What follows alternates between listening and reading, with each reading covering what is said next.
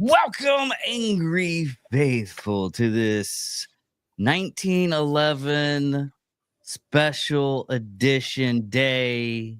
Yes, we're going to talk a little bit about the Doge balls, but we're today is the pitiful day that John M. Browning got the patent for the 1911 Pitiful day? Don't you mean fateful day? Fateful Day. Yeah, there you go.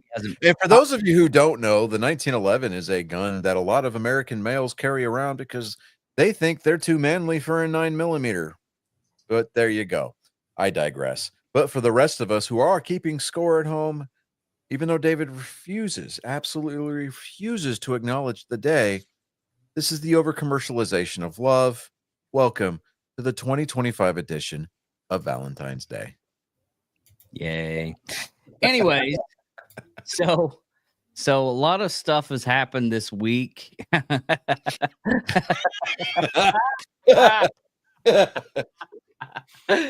we knew that was coming. Saw that one a mile away, but all right. A lot of things has happened this week. We got Tulsi Gabbard getting confirmed. We got RFK getting confirmed. Tulsi Gabbard didn't do I don't know if she is I know she's confirmed, but I don't know if she took the oath of office yet. Yes. It wasn't filmed, was it? Yeah. I didn't find anything. I found everything on RFK, but I didn't find anything on Tulsi Gabbard. I was disappointed because I thought at least Bernie might support her because she sure put her support behind him. Well, that's the political landscape, unfortunately. A lot of people the best description you can get off of something like that is the old Looney Tunes cartoon with the sheepdog and the coyote. They both clock in. Hey, how's it going? You doing all right? And they clock in, and as soon as they clock in, they're at each other's throat. And as soon as they clock out, hey, good day today. Yeah, good day today.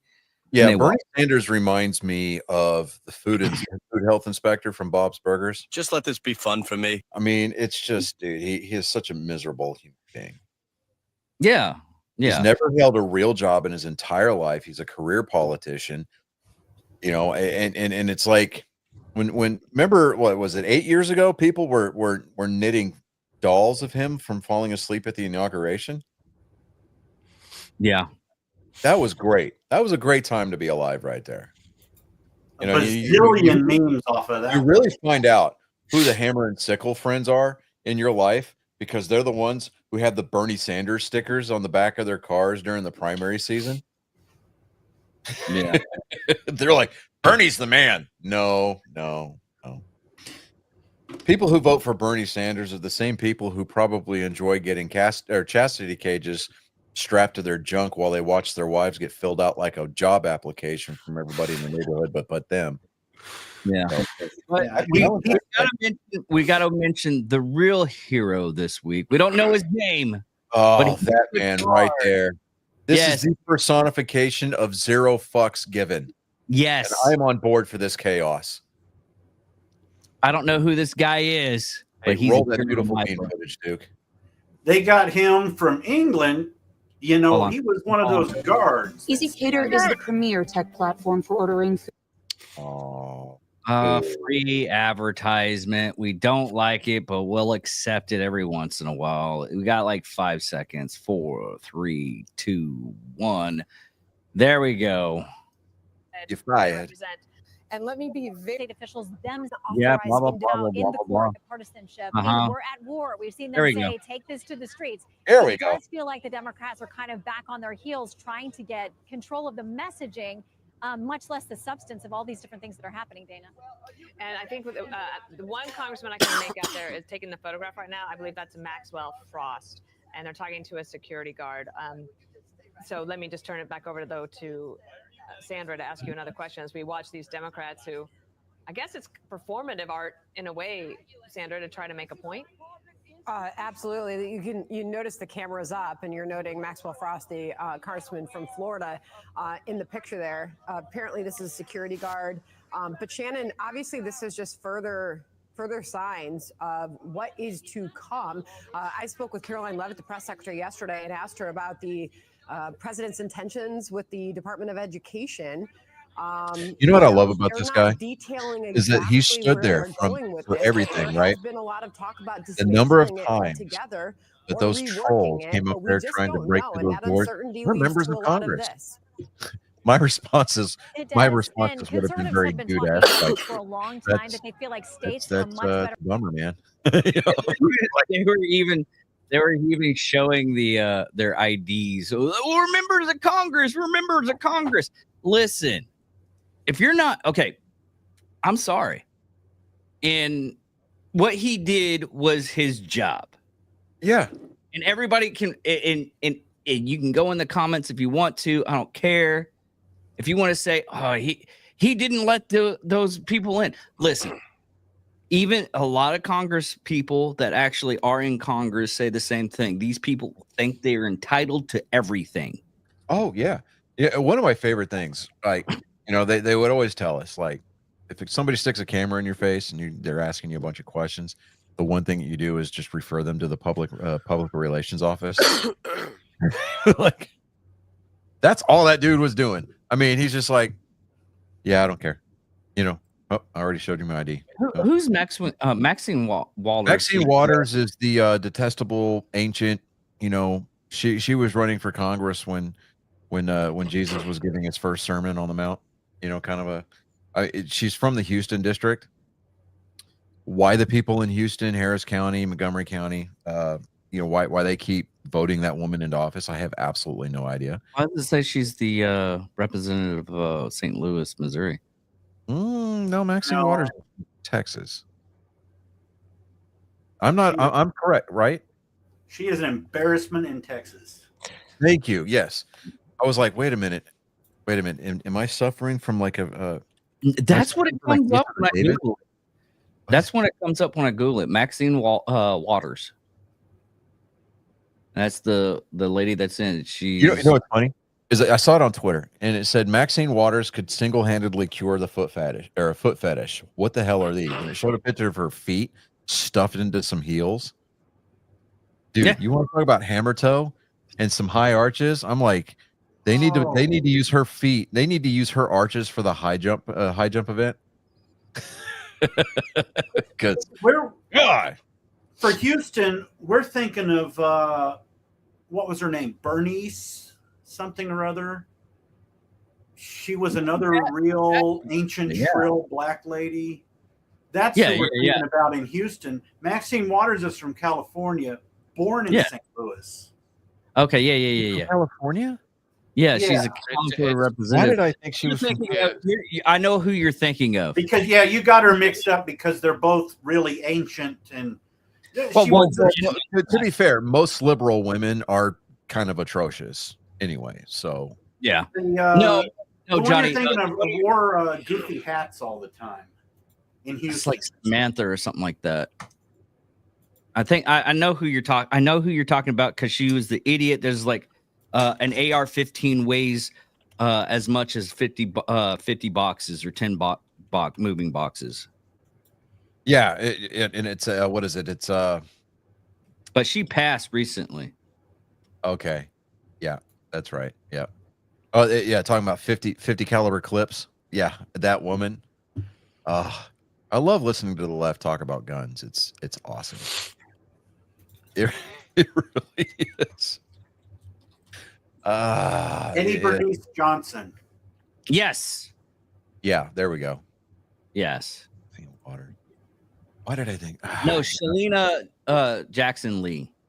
Sheila Jackson Lee. Thank you. Yes. See, ladies and gentlemen, this is what happens when we don't do politics for a living. Yeah. We get confused just like the rest of y'all, except I'm completely and totally comfortable identifying as a male, not a cis male, but a male, a naturally biologically born male. Well, there's only two genders, Johnny. So Well, you know, I get that. He verified that. It is the business of the United States that we will only recognize 2 genders, and they're 2 great genders indeed. I still like this whole joke. I was Colin, I'm working on it. Working on it. I still like this You know, joke. you gotta be real chill. You just gotta flow into it. You know, there's only two. You know, it can't be helped. No, what I was saying is I had this joke written up is like, how does an archaeologist know that it's a male or female? Well, you look at the rock carving of the penis on the last part. I think it was male, but you could go for the hips. It's like how can you tell what how can you tell what the caveman used to do for a living? This one was an infantryman. See the dick drawn on the cave wall?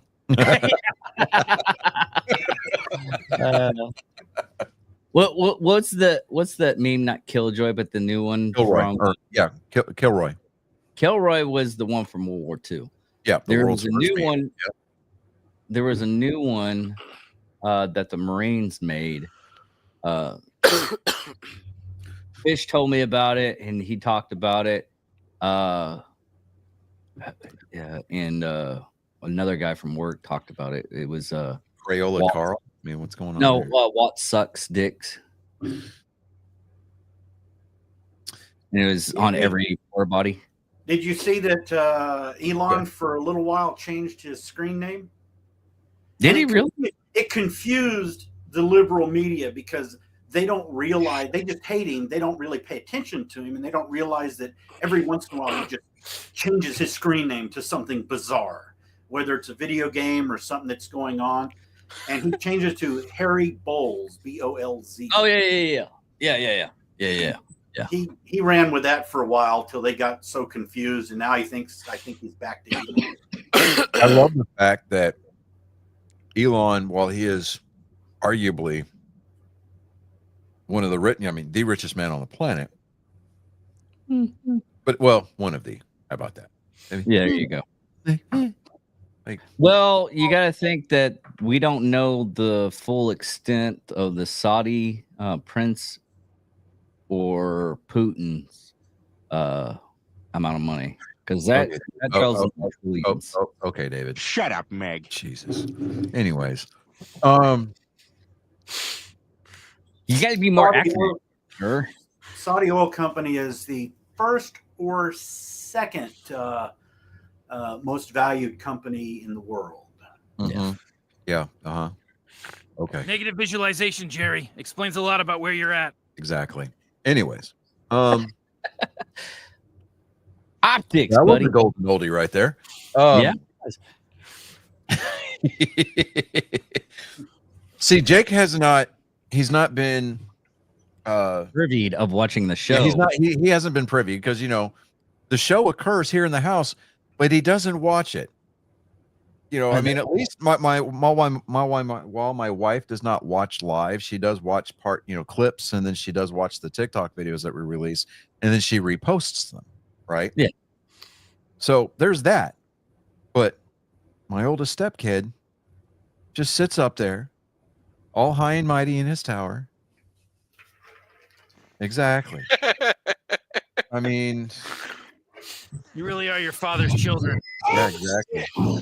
I travel around. See, I travel around. I'm in Pennsylvania right now. Yeah, that was another thing that was really crazy. The retirement funds, the retirement documentation for the U.S. government is in a lime seal cave. And if anybody wants to say this is new news and everything, no, it was documented, I think, back in 2016 by New York Times. And at the time when they reported it, they were saying, "Oh yeah, they have like 600 people going through this stuff." Now it's 700, so they added extra 700. I mean, because the elevator got stuck. So, I mean, nobody really thought about it, and they're like, just pop it back in. Exactly. So, it works, but yeah, it's almost, Yeah, I understand why they do it because it's very climate controlled down there, remarkably with minimal effort. But it's one of those. They've been trying to digitize it since like 1996. Yeah. Yeah. Well, it's they only 10,000 people can retire a month because that's as fast as the elevator goes, and it's 200 feet deep, 330,000 square feet. And it says in 2021, they tried and failed to digitize it. Iron Mountain is really itself, the mountain and Iron Mountain and that logo is a third party company. And I worked for them back in the early 2000s. They do offsite backup security. And I worked Did they for give you them. like a secret password? Do I? What was the password? Oh, there were no passwords. I had secure I had secure locked cases that I would put 3480 and 3490 backup tapes in, and then they would come and pick them up and take them off, and we'd rotate them out weekly. Yeah, I'm sorry. when I know that you're trying. I know that you're trying to be serious and you're trying to get out a message here. I'm sorry. I'm just. I'm so sorry. Oh, you had mentioned that about Tulsi getting confirmed. The other big news is Cash making it out of committee. Yes, he did. Kidding me. He goes up for vote tomorrow. Oh, don't see. Not tomorrow. No. Is it Monday? No. Or are they waiting till Monday? They're at the G7. A lot of the people are at the G7 now, I think, this weekend. Isn't it this weekend? They're somewhere over there this weekend. But one thing that excited me is I watched. Why are they over there? I mean, I understand Vance being over there because he's over there on orders of the president as a representative. But why is Congress over there? Why are members of Congress there? Yeah, I think they're several there. And even if they weren't there, they need Vance on site in case he does need to break the tie. He sent the tiebreaker from Paris for RFK. Because they needed RFK was 48-52. Yeah, he didn't need to break the tie. That the only tiebreak so far was Secretary that he had to Except, and he had to be there. They said he had to be there in DC for that vote. Might be the same reason why he has to be there for Patel's vote. Well, one thing that excites me is it may be because the Republicans House might be getting their shit together. It looked like they weren't. But Chip Roy posted last night, he has reluctantly approved a continuing resolution. And he was one of the big holdouts that we were worried about. And all of a sudden, when he did that, I'm looking at I follow the betting markets, and all of the betting markets for Trump's picks getting confirmed, including Kash Patel, went to 99%. Oh, so I think that's a sign that that they're united now. And yeah, like I say on the Mitch McConnell. Yeah, exactly. I'm a little worried. I don't know about Lori Chavez. She is just so pro-union. I mean, sure, we got the union vote, but man, she's done some goofy things in the past. Goofy supporting that. You know, I dealt with the National Labor Relations Board. I sued the union on the fight line back in the late 80s. Yeah. And I ended up winning. But one of the things is the National Labor Relations Board is supposed to be for everyone and non-biased. And when I approached them, they were in the union's back pocket. Yeah. And it wasn't until we got the National Right to Work Foundation involved that they came down to Shepherd that that we won on a real goofy technicality.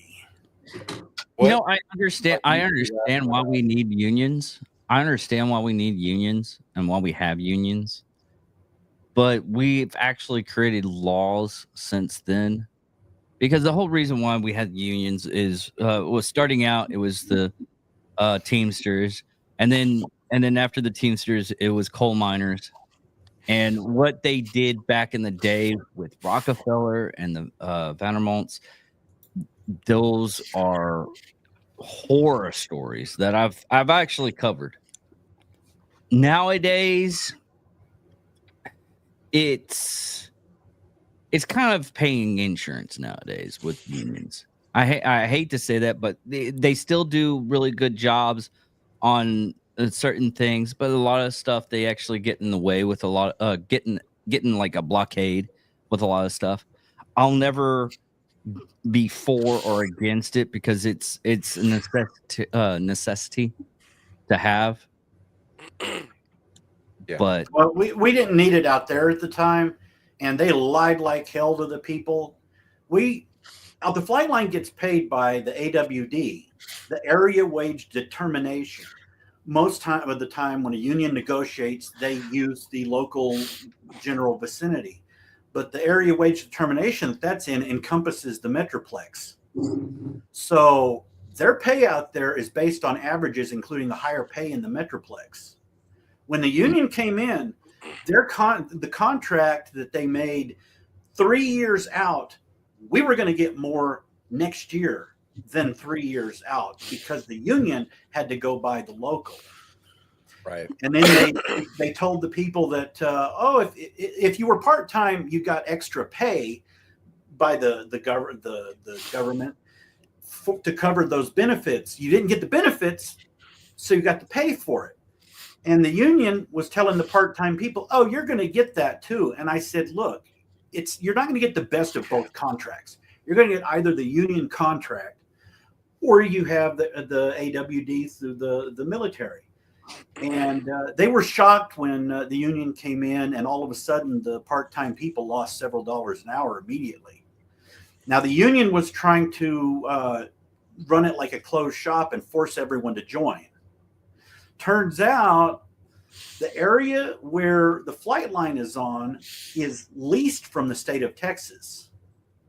Normally, the land that a base is on, it secedes from the state and it becomes 100% government, federal. So it would be subject to the closed shop. But since that's not, and the Right to Work Foundation wasn't going to mess with us, and then I told them that little detail, and they said, "Oh my God, that's going to affect bases all over the country." So they came down and fought for it.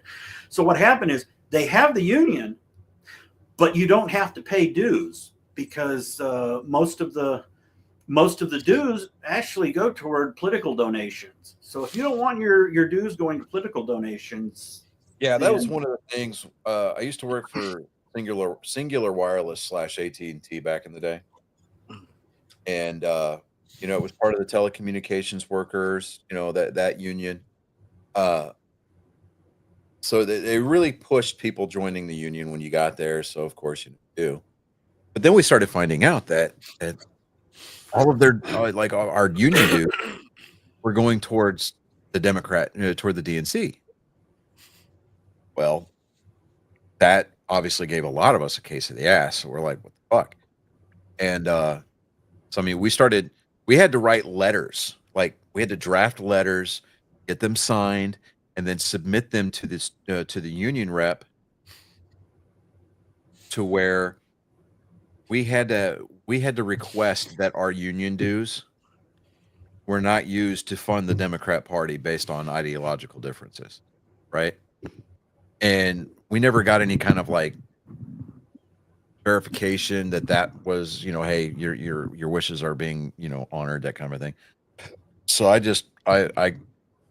I withdrew my membership from it. I was like, look, they don't do anything anyway. So, you say something screwed up or even remotely screwed up and somebody takes it the wrong way, you get called into the HR office. Anyway, union rep doesn't sit there and do anything. They just take notes and then they go off, right? They don't speak on your behalf. They don't do nothing. So I'm like, people are as worthless as tits on a boar hog. So, I don't need you. I understand the need for unions to a point, but for me at least personally, and from what I've read, from what I've studied, you know, unions really have outlived their usefulness, or they have gotten too big for their britches a lot of times. Like if you look at the United Auto Workers Union, back in like remember when we had the part shortage and cost of cars were going up and everything, and the UAW was threatening to strike. Well, the big three caved, and they gave into the demands of the UAW. The price of cars went up like 43%. Jeez. And 60% of the 60% of the cost of a car goes towards the union workers. And it's not necessarily their wages. It's filling those union coffers. That's exactly, I mean, that a majority of the price of a brand new car goes towards that. And that's why a lot of that's why the big three absolutely hate, just like the video game industry, they hate secondhand sales. They do. They hate it. They hate the resale market. Because you remember, Bill, you remember back in the late 90s, early 2000s, you that one phrase you used to hear in car and truck commercials all the time is that like Ford F-150, Ford F-150 maintains its resale value better than its leading competitors. They don't talk about resale value in the commercials anymore. They all want you to buy brand new because the UAW makes the most money. They make money off the new cars. They don't make anything off the used sales. Is that the reason why most cars after like 2 years they're like almost half the price they originally were? Well, you got that normal depreciation anyway, but I mean, I looked at it because when I was trying to find a newer vehicle, I noticed that, you know, after the main sticker price for a new vehicle was like close to like 60,000.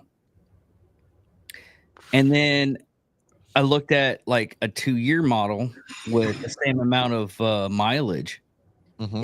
It was like 40 or 40 or 30 in between there. So it was almost half of the value. Yeah, they really try to depreciate the models. As soon as you drive off the lot, they depreciate. But as time goes on, it doesn't matter. I mean, unless you're under the national average for mileage, which I think they figured it was like 10,000 a year. Yeah. If you're under that national average and your car is in really good shape, both cosmetically and mechanically, then it tends to retain somewhere to the effect anywhere between 23 and 45% of its resale of its market value. You know, and that's why, like when you go to a used car lot, they, you know, the dealers will price the cars based on what they see as far as market trends are concerned. When you come in there with a blue book or even the black book pricing, they try to get you off the lot as fast as possible because they're not going to make any money off of you. And that's part of the reason why GameStop, like you get certain games are worth more on the resale markets than other games. What is it? One Cure on the PlayStation 2, it's reselling right now for like $300. That game came out mid early 2000s. But they didn't make a lot of them. I mean, there's not a lot of games. There's not a lot of copies of that game in circulation. So it's almost it's a natural valuation versus an artificial price, you know, artificial value spike by, you know, dealers or manufacturers withholding certain amounts of models from the system or from the market. It's all about manipulation, you know. How much can we get here, how much can we get there? You know, it enables the auto manufacturers to do things like Chevy did back in, what was it, 2018, 2019. They're like, oh, the new Chevy Blazer, and the prototype looked like it had retro styling, and had retro lines on it, but with like that modern look, that modern front end. And then you saw what we actually got. Because I mean, they had a ton of pre-orders based off of what the prototype was promising that the car was going to look like, and that subcompact SUV that was smaller, about the same size as the Chevy Equinox. I mean, you want to talk about pissed off people. I mean, so it's I don't like the unions for that reason, and because it causes the people that bring that product out to do some really shady shit to try to turn a profit outside away from the union. Yeah. Well, on that note, another news thing that hit my table is Trump trolling leftist media. Oh, this is always fun. Yeah. This is in the White House. It's his mugshot when he was arrested. See, man. He put the newspaper article, put the picture of it, put it in a nice gold frame, and it hangs in the wall. So it's in the background on most photos of his photo of him being his mugshot photo. I think this is the one from Florida, right? No, that's the New York. No, Georgia. Was it? Yeah, that's right. It was Georgia. Yeah. Yeah, it's Georgia. Yeah, okay. Georgia was actually the only ones to process them. Just that was yeah, that was a good timing right there. And everyone who walks into the Oval Office has to walk past it. Yes. That's trolling 101, man. I mean, I wonder how much of that was Barron telling him, "Hey, Dad, you totally need to do this," or Elon, or one no, of the. I don't know. Notice he copied that when he did his official White House portrait. He tried to copy that look. Yeah, exactly. That is. Yeah, hold on. Let me see if I can. If aliens ever come back and they claim and they go to take Elon home, I'm going to personally stand in front of the ship and not allow them to do that. Yeah, he did. Here's let me see if I can get this in full view. I can't get in a full view. I found it on an Instagram, but yeah, that's his presidential photo. This is bizarre. You know, you had mentioned that, and I was going to pull up something on X, and you're talking, and I glance over there, and it's Alex Jones breaking MAGA trolling news with a face frame. That's where I got it from. Yeah, you're right, because why did that just pop up? I wasn't the algorithm can hear you. I pulled it up to look for something else. Because we're being spied on by doing live stuff and talking through our computer. Bill, on Valentine's Day, I feel compelled to tell you, your pull-up game is weak, dude. Yeah.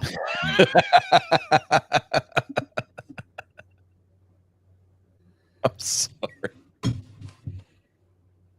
Who's I don't get it. Do they what? Does somebody want to educate him, please? No, I'm not even gonna try. I already know. You know, like your pull-out game. Your pull-out game is weak. Your pull-up game is weak. Never mind. Yeah. Anyway, keep in mind this next Thursday is the North Texas Auto Expo in Dallas. Thursday, Friday, Saturday, Sunday. When is it?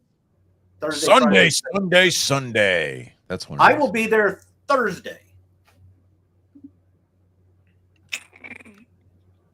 I might need to get a ride from you. I'll go with you. Well, I'm interested in seeing that. I got a hotel room for Wednesday night.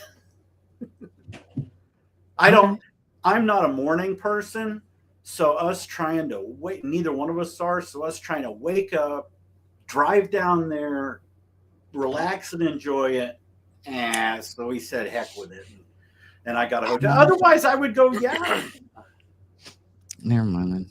Unless you want to go down there. There's just one bed. Because the whole reason why I took last week, I'm taking next weekend off, is to get my car fixed. So, what was I looking up? And you made me forget what I was looking up. Anyways, Damn that's what it was. Yes, damn you, Bill. Does anybody know who the director of the ATF is going to be?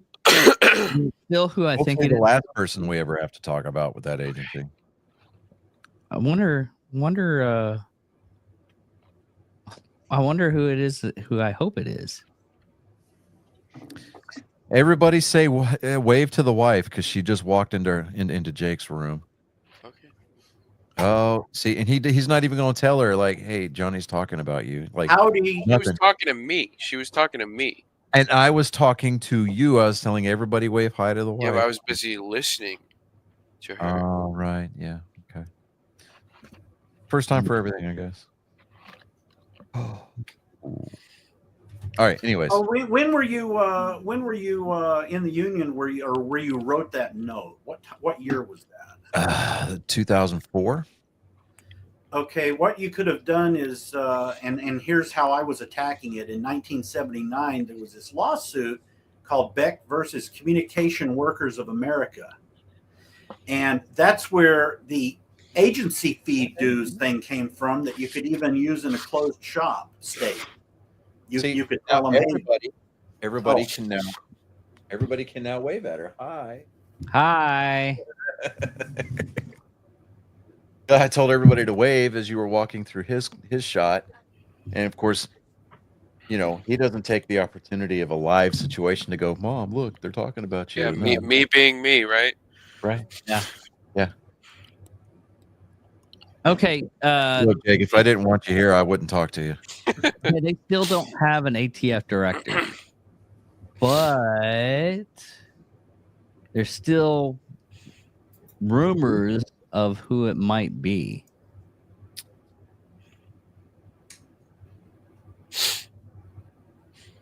Y'all don't keep up with that news? I've been spitting this out for like the longest time. Who I want to be in there, and he Ted Nugent. That's who I want. Brandon Herrera. Give me the Motor City Madman. Come on. I mean, that dude is so pro 2A. It is not even funny. Yeah. I still find it funny how he really wasn't a draft dodger as everybody says, only because of the news article. Yeah. I got to meet him. Really? Years ago. Back in 97, 98. Yeah, no, 98. 97, 98. Doing my expert infantry badge testing. He came to the threat weapons station, right, where we had a bunch of like foreign weapons, like Iraqi weapons and the AK-47s, Alquids, stuff like that. And we're not paying attention at all. They don't announce who it is. This old burnout looking dude just comes walking into the station. We're all standing there just like trying to identify the weapons. And he just walks up and he's like, this. He's just naming them off, right? Just rattling them off. And we're like, who the fuck is this guy? Right? Because he's got a BDU top that's like the sleeves are cut off and there's patches sewn all over it. And we're like, who the fuck? And so they finally were like, oh, that's Ted Nugent. We're like, no shit. Really? Okay. So I mean, he hung out with us for a little bit, and they were all talking to like, whoever can name three of his songs without without catching up to go to his concert tonight. So we had one guy that was like a hardcore Nugent fan, so he named off like 3 random hits and B-sides, and so he got to go, and we were like, oh, that's pretty cool. We got to hang out with Ted Nugent. Awesome. Yeah. Anyways. No, I went to one of his concerts. Nice. Hey, what's really sad is I won tickets to that concert, and there we go. That sounds better. I went to his concert, when I won the tickets, I was like, oh, I'm going to go see Ted Nugent. I went to go see Ted Nugent. I was like, why is everybody's face painted up and Kiss? It was a Ted Nugent Kiss concert. Yeah. But last but not least, and we're going to do this real quick. I found this one on X. This is a funny thing from what we actually reported on a couple of weeks ago. It's about that lady that has a accidental discharge, and we talked about it. But yeah, here's something funny. I'll be your lady cop, so you can. And I can't even say it. So you can negligently discharge. So I can negligently discharge into you. That's awesome. Yeah, that's awesome. That is awesome. Okay. Now, ladies and gentlemen, we have concluded the political portion of the evening. Now, for those of you who keep score at home, it was a few weeks ago, about 3 weeks ago, on the Nerd Sports program that we have. 3-4 weeks ago. So if you're actually,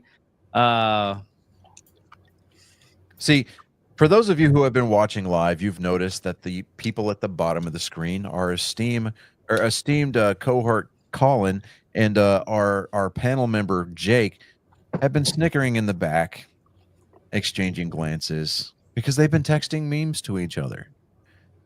But now is their time to shine because they took it upon themselves to debut this list of the 100 or the top 10 video games of all time. Now, our host, our esteemed producer David, has taken issue with some of these games. Yes. But let me get there, David. Hold on. It is now their responsibility. It is their burden of proof to make the arguments for their choices and against the choices of others. Will they turn out to be fascists? We don't know. Will they turn out to be cucks and just change their list altogether? We certainly hope not. But what we do hope for is entertainment. And if you're going to hang around for that, we hope that you do. Feel free to jump into the comments and give us what you think needed to be on that list or argue against why something that was on the list needs to disappear. And without further ado, I hand the floor over to Colin and Jake. That's your clue, or your cue, guys. Okay. I'm gonna share this one thing beforehand. I'm sorry, guys, but I give a piece on piece. Yep, there we go. All right. Now, read the list.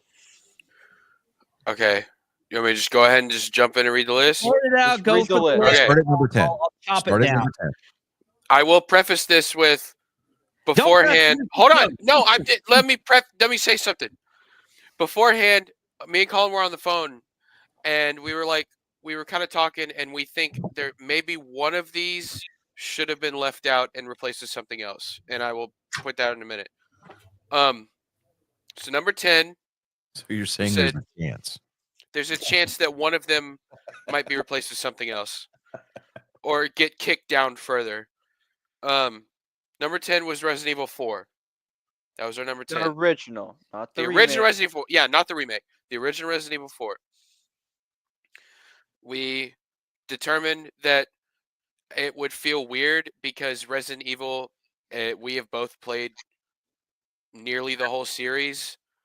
So it would feel weird to not have a Resident Evil game in our top 10 because Also, Resident Evil 4, Resident Evil 4, arguably is probably the best one. it has some of the best combat. It has the best. It has some of the best The only one, storylines. The cutscenes are hilarious. The only two that I could probably argue would beat it is either 7 or 2. Yeah, those are the ones I was thinking also. Okay, going on the Resident Evil franchise and everything.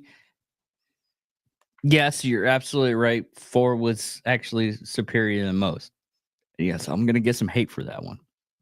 But the thing is you got to look back on what started out the franchise into something to where... What the fuck are you doing, Johnny? Is that you? I'm trying to get people to start talking in the comments. Yeah. But you have to start with what started the franchise. I mean, you wouldn't have 2. You wouldn't have 3. Okay, but no, But but you no. can't. You cannot tell me that you would have RE1 in the top 10 and not have RE4 in the top 10. That's like saying that's literally like if you're like, okay, I would rather have Super Mario Brothers 1 in the top 10 instead of Super Mario Brothers like 3 or World, even though those games are they are better than unanimously the first one, agreed yeah. on to be way better. They wouldn't exist without the first one. That is Or you true. would even say, okay, But- okay, for the Super Mario franchise, okay, as a franchise of that, honestly, the go-to for that franchise isn't a Super Mario Brothers game. It's the freaking Super Mario Mario Kart. No, look, don't get me because wrong. you play Mario Kart to play Mario Kart. You don't play Don't it get to me play wrong. Mario. Don't get me wrong. Yeah, don't get me wrong. Number one, it's a very part of the rare, franchise. it's a very It's a rare day. spinoff. Yeah, it's a very rare day Okay, that you see. granted it is a spinoff. It's a very rare day. Okay, but tell me this. Out of all the characters on the roster, you tell me you picking Mario? No. Yeah, Why with the insane fucking roster that they give you? Why the hell would you ever pick Mario? Yeah, because Mario wasn't the best one. It was either Yoshi or Toad. You always pick the characters that you don't normally get to play as in Mario. That's what's cool about Mario Kart. Okay, yeah, okay, I could see that. Also, I would like to clarify for all you stupid people out there. This is without argument. DS is the best. Yeah, Mario Kart DS is the best one.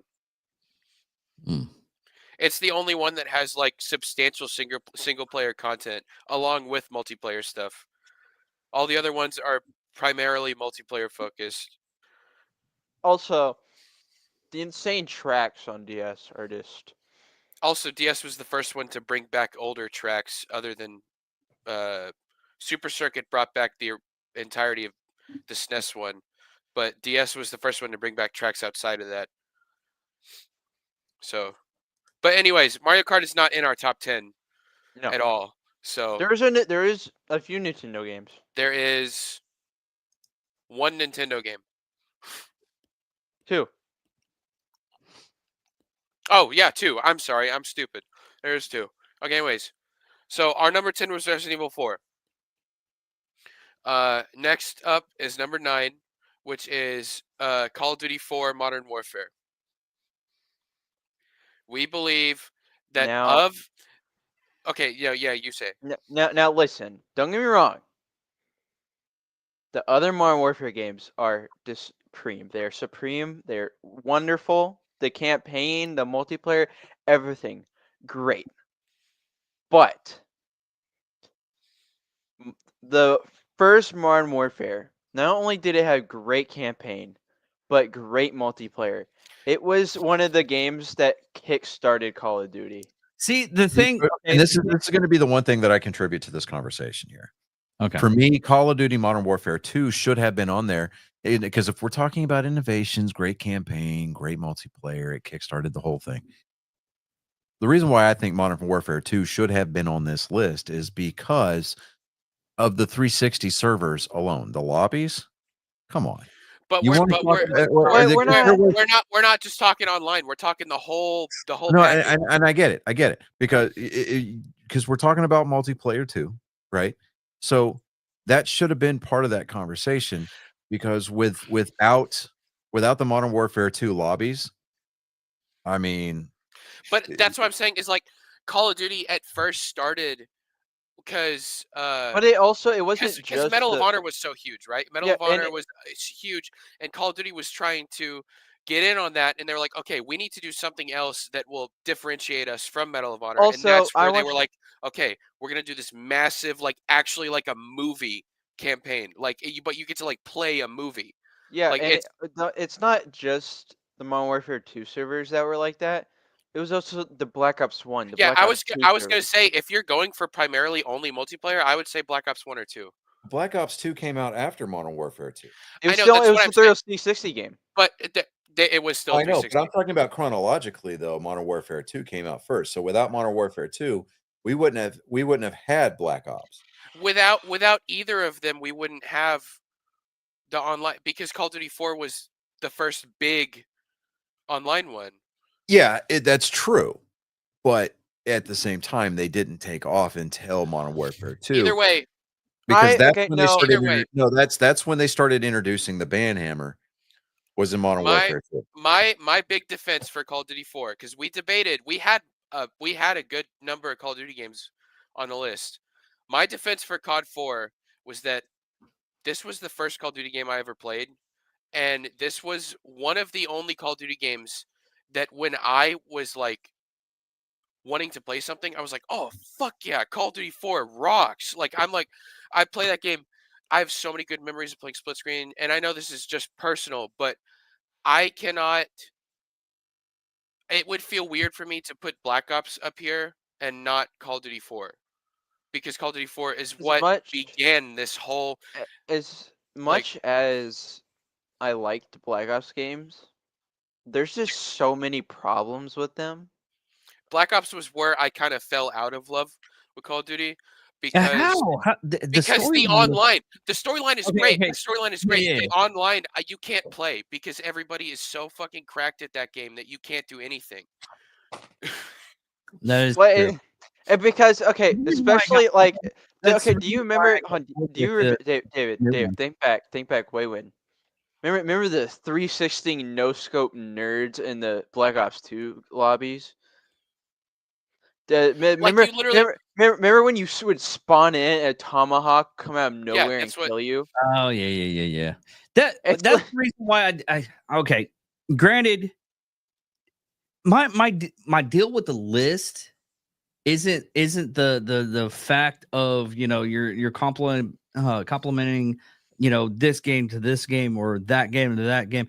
I honestly think that you should go with the franchise, not with like one specific game. If you're going with like one specific game, The only problem with that is that some franchises have like a couple good games and the rest are shit, which would bring the whole thing down. And then there's some franchises. You're true on that. There's some franchises where it's like one or two games that carry the entire thing, which wouldn't be fair. For instance, Resident Evil is a pretty good example because some, for instance, five, 5 and 6 are just 5. Okay, 5. I will defend the co-op. well, The co-op is yeah, really okay, fun. yeah. But Don't get me wrong. 5, okay, 5. The story is it's pretty fun. 6 is just hot 6 garbage. is what killed it, and then Umbrella Corps came out and they tried to turn it into like a live service thing, and they were like, "What are we And doing? then This isn't 7 Resident came Evil out. anymore." And then 7 came came out. back and revived everything. And 7, okay, 7 might be one of, if not my favorite Resident Evil game. It's really hard to try. 7 is what I would go for if I'm looking to get scared. Yeah. Because 7 is definitely the most horror oriented out of all of them. Oh yeah, dude, it's like your first playthrough, and it's really early on. Is when Mia, when you're going, like, you have to go through the door, and it's the stairs down to the basement, and there's so many times in that game where you just can't see 2 feet in front of you. The only thing that the reason that I'm more of a RE2 RE4 person is because I personally I like the third person camera angles for these games. I like with RE2 I like the fixed camera stuff. RE4 I like the over the shoulder. Ethan is a great character, but I do agree with you, and I feel like because Jake can testify to this. I've been kind of anytime it's a weekend that we come down there. I asked to play the Silent 2 Hill remake. No joke, Silent 2 Hill remake has become one of my favorite games of all time. I'm not even joking. Like this, the game is so good. That's why I'm saying. I was telling Colin when we were at church last weekend. I was like, we need to, like, 10 years down the road, we should do this again, with like all the games that have come out since then and see if it changes at all. Maybe Yeah, make this but like a me you know and like an him are annual thing or something. me and But him are probably gonna be the only ones that change anything. Yeah, I, I was, yeah, I was going to say that Fear was first person shooter game that oh, I did. love Fear. Fear Fe- was awesome. I Fear, didn't like Fear was great. Fear was that game that I would play with the headphones on, and I would play it at night on purpose, right? It's like there was a couple of levels where I'm like, nope, I'm done for the night, and I'd walk away because I'm like, no, because well, one, Fear. the game made you want to rage quit, and two, it just there was some certain moments where you were just like, no, no, no, no, no, and then just something would come out of the blue, like something would it flash reminds from me you.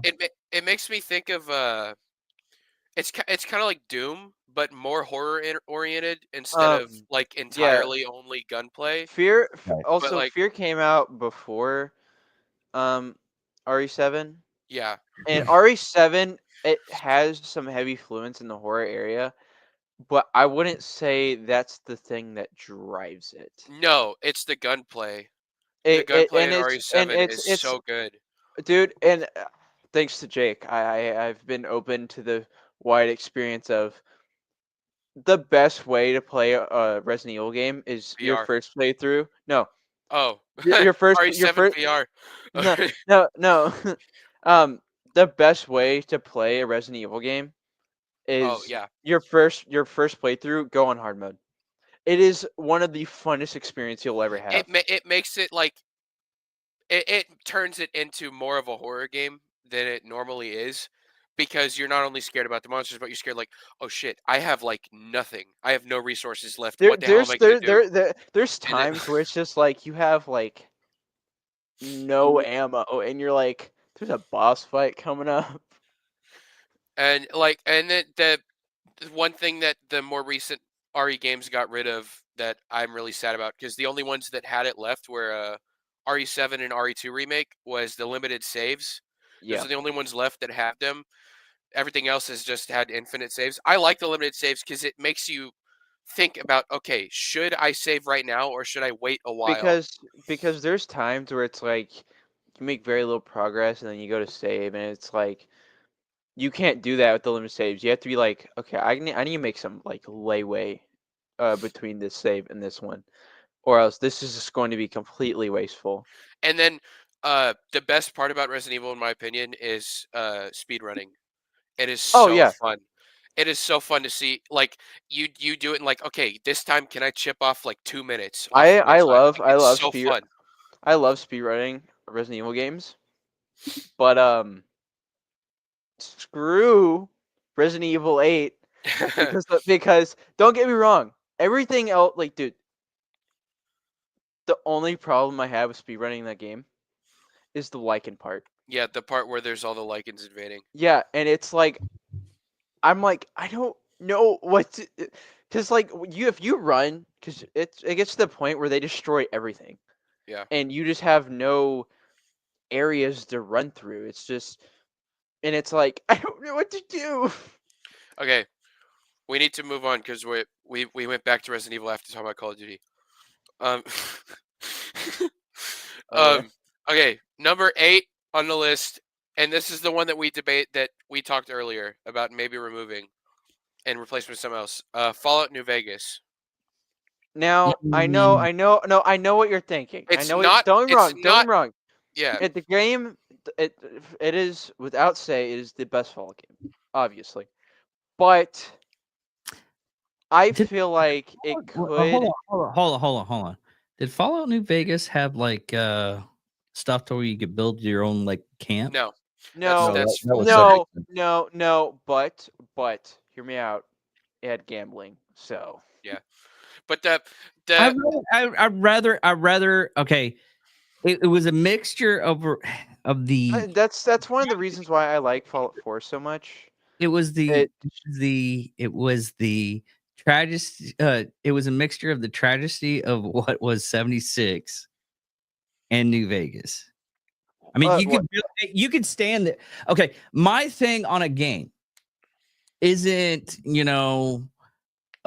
Does it have a great storyline? Can we speed run it? No, my thing is the cost good enough? Because you can play Fallout 4. And you have like other things. It's the same thing with Kingdom Hearts. I defended Fallout 4 for a very You long did. time. And I'm just me personally. I didn't like Fallout 4 as much. I don't really like the art style that much. I don't like the storyline that much. But I will agree. That's kind of weird. I will agree that it was a landmark title because it brought so many new people into Fallout. I will say there.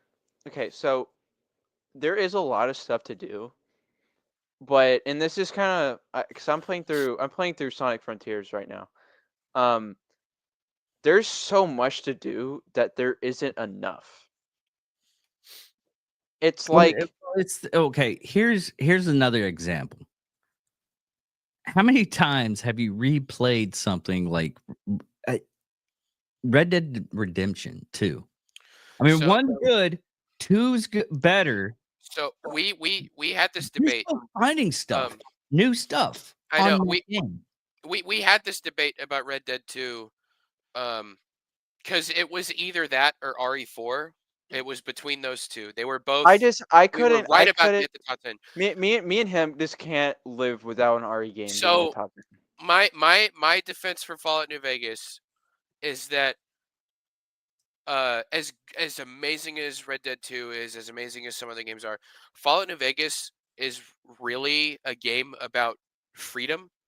Like you can tackle any situation literally any way you want. I have a build, dude. Hold on. I'm gonna pull up the build because it is. I have such a good time. Yeah, like you can go caveman mode and just like whack everybody with a rock. You can freaking go in all stealth mode with a gun. You can go in charismatic and talk to everybody and try and talk people down. You can go in guns blazing with all your partners and come in. Like you can truly. It's one of the most freedom experiences that you get. It's really cool. My only thing is that a lot of the stuff in New Vegas is it's very much an asset flip of Fallout 3 because Fallout 3 kind of didn't do as well as they wanted. So they brought in Obsidian to make Fallout New Vegas. One of my problems with Fallout 3, number one, the story is kind of not that great. Like especially the ending. The ending is so crap. That was just saying that my one thing is that like I know a lot of games in the industry now are asset flips. Not necessarily full-on asset flips, but games nowadays are not made entirely new. It's usually they'll take stuff from older one and then put it into this new one. It'll take some. Fallout New Vegas is so it's like a lot more than just an asset flip. So much of it is just straight up from Fallout 3. Okay, so here's the main reason why that is though is the basic fact of it was a continuation of okay, but that was their excuse for it. Fallout 3 did not do. But as well as they I want you to think That's why about they made this. New Vegas. Think of how. Don't get me wrong. 4 definitely it's a big game. Think of how iconic New Vegas is. Think of like all the references people make to it. Think about when people talk, people always compare stuff to New Vegas. Like especially with a lot of the Fallout games, they compare it to New Vegas. And even with Obsidian's newer games, Outer Worlds, people always are like, okay, this game is great, but it's not New Vegas. It's literally. I didn't like Outer Worlds only because it just seemed.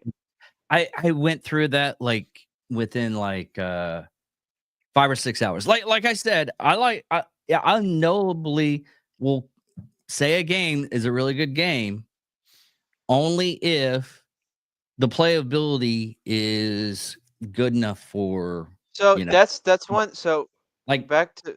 Like a long time, it would take a long time. Like right now, I have Civilization 6. I could play that forever, only because it loops around to where. Don't get me wrong. So back to Silent Hill real quick. I'm Hey, hold on. on. Time out for just a second, guys.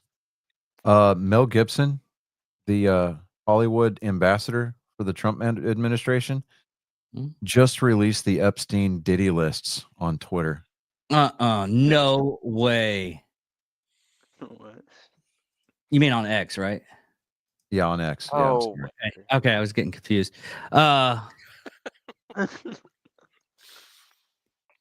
Okay, we have to go over. I'm sorry for interrupting this, guys. Oh wow! I mean, dude, there are so many names on this list here. The tweet starts out. I don't know if it's his official Twitter handle or X handle or whatever. It was Mel Gibson News or whatever. Okay, no. I got you. Here's a list of some of the Satanists endorsing, supporting Kamala Harris because they were on the Epstein Diddy client list. There's a lot coming out. Beyonce, Samuel Jackson. Whoa. Oprah, Barack and Mike Obama. Bill and Hillary Clinton, Sarah Jessica Parker, Eminem, Taylor Swift, Stevie Nicks, Willie Nelson. Wow. I knew she was gonna be on there. Brittany Spencer, Margot Price, Cher, Mark Anthony, Lizzo, Usher, Olivia Rodrigo, John Legend, Chrissy Teigen, Cardi B, Kesha, Billie Eilish, her brother Phineas, Chappelle Rowan, Bruce Springsteen, Neil Young, Beyonce's mom, Tina Knowles, Whoopi Goldberg. Can you direct message me that list? Yeah. Oh wow. Oh, Mark Hamill and something. Okay, so William Shatner. I follow him on X for the content plus Captain Kirk, right?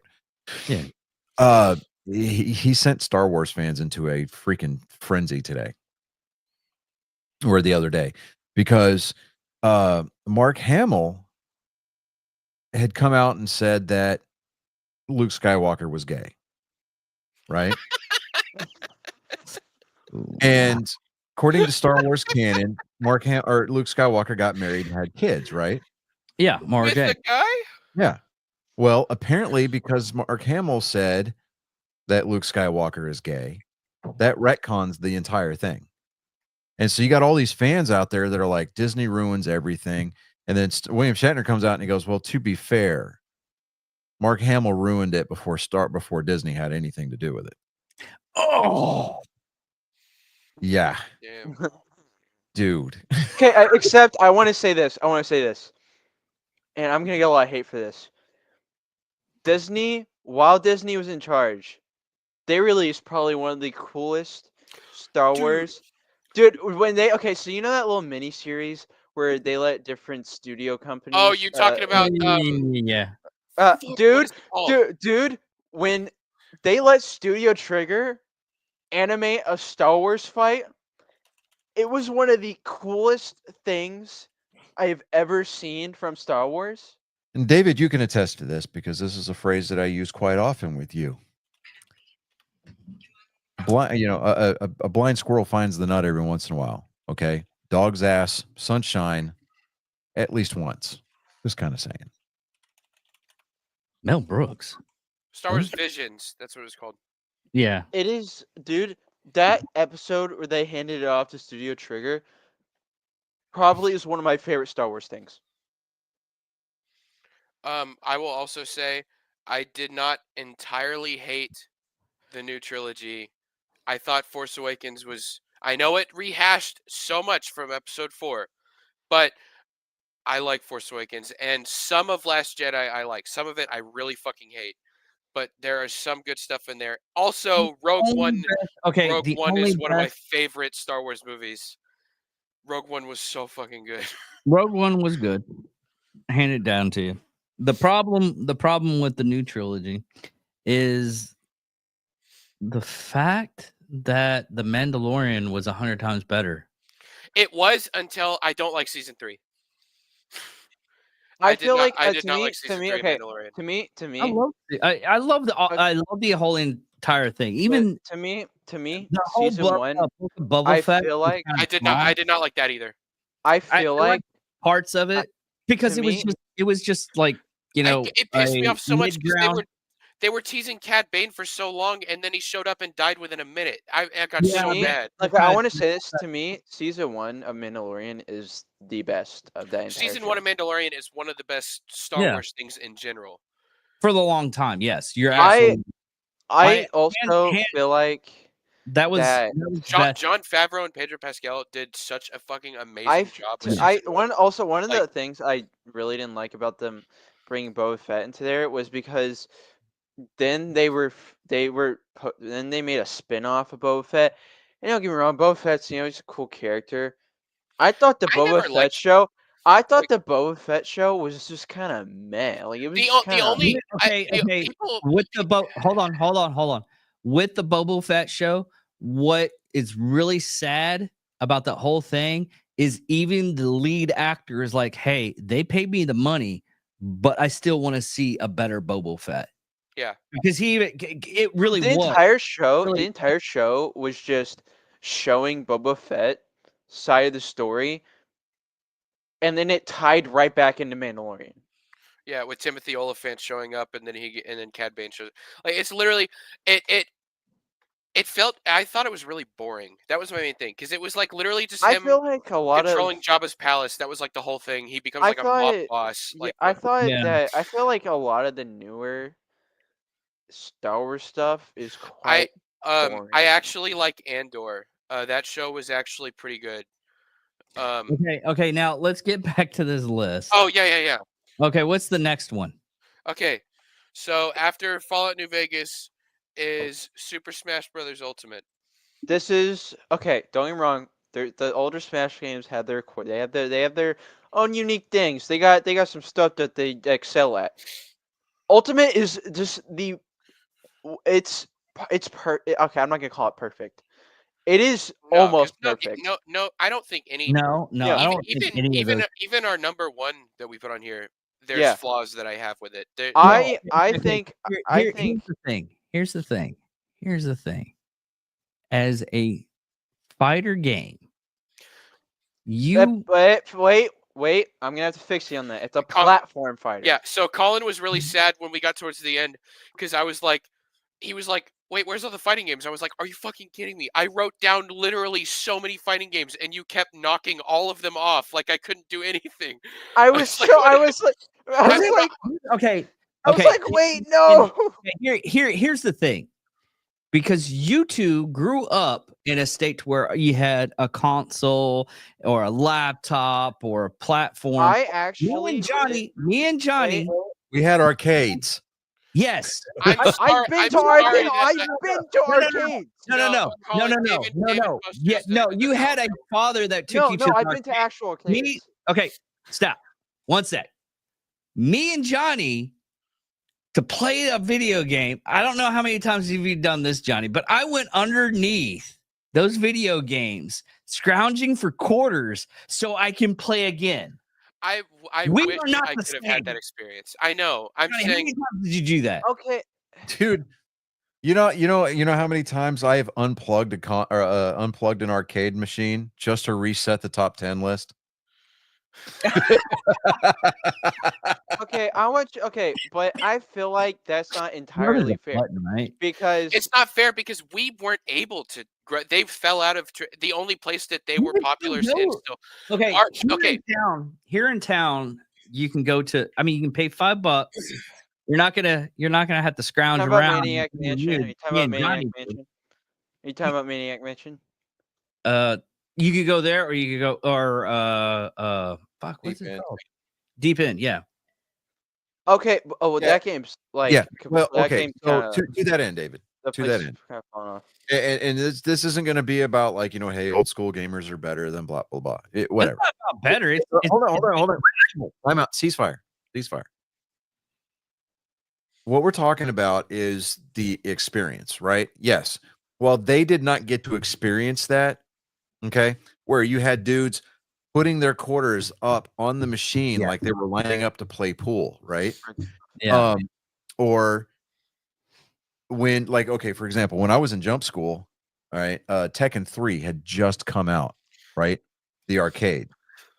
So it was over at the NCO club or the lower enlisted club, right? So we'd walk fucking down to, put Tekken 3 on the list and Colin knocked it out. I fucking put Tekken 3 up there. we put we, Okay. Look, Let Johnny finish. okay. Let Johnny So finish. we would walk over to the lower enlisted club during the week, that during ground week, and dude, the amount of money that we dropped into that machine is unreal. Like adjusted for inflation, we probably could have bought that machine 5 or 6 times over. It's You fine. probably could, yeah. You know, and I am absolutely self-admittedly hot dog water at fighting games now. But when Tekken 3 came out, bro, I would fuck with it hard. I haven't played Tekken in a while, but the freaking Final Fantasy character came to Tekken 8. 8 they added Clive. Yeah, he's pretty fun. But here's another thing. Tekken is the one fighting game that I could beat Jake at consistently in a row. For fighting games, there's only 2. 2. That's it. No, see, that's irrelevant because there can only be one.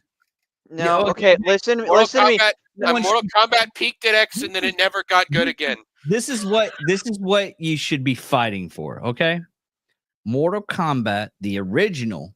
Because you just no, David, hold on, David. Mortal Kombat 1 sucks ass. I'm sorry. Have to say, hold on, David. Look, I will die on this hill.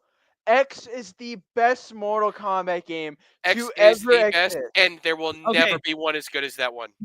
For your graphics or anything. No. Dude, I give two shits about graphics. It's about the gameplay. You weren't there.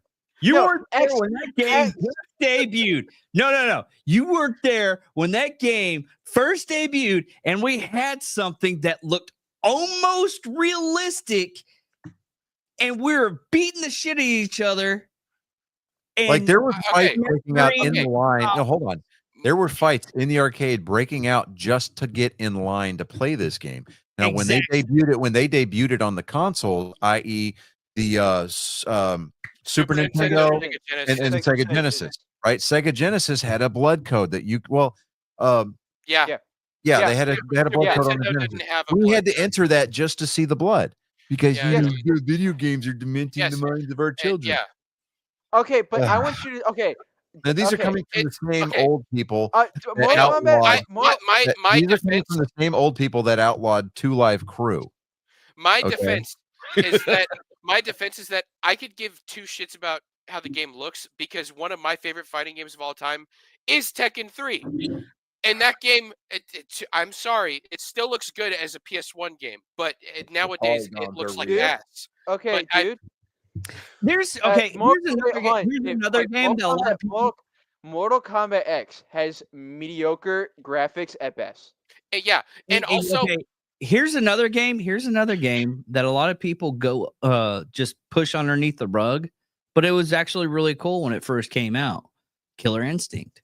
Nobody pushes it. Dude, I saw you a Jeep. Yes, awesome. I love that game. Okay, so I introduced Colin to Killer Instinct recently. We played the most recent one. It's okay. It's fine. If you don't like it was the only problem was you got 2 minutes.